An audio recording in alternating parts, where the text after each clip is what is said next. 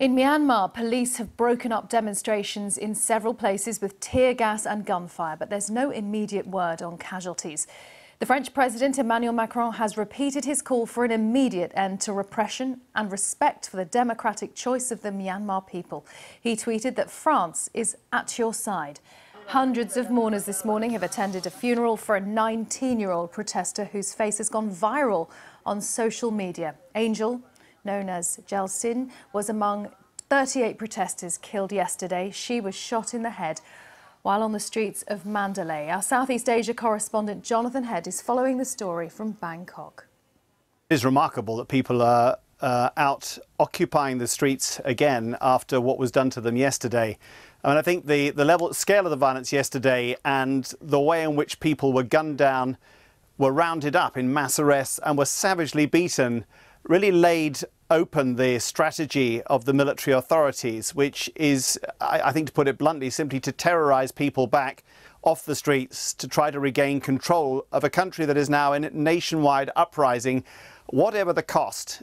There was no attempt whatsoever to minimise casualties.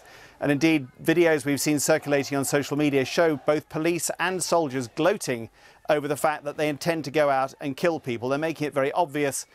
Most of those killed yesterday had either head or chest wounds. This is a deliberate shoot-to-kill policy, and yet people are out again.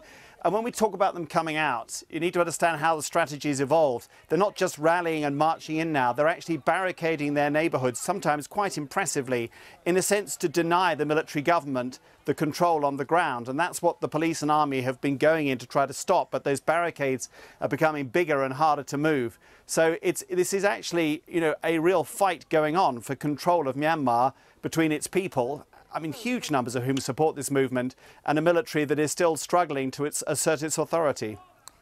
Jonathan, does it seem that the violence from the military and the deaths are making people even more likely to come out on the streets, people were more angry, or is there any sense that it's acting as a deterrent and that fear is putting people off?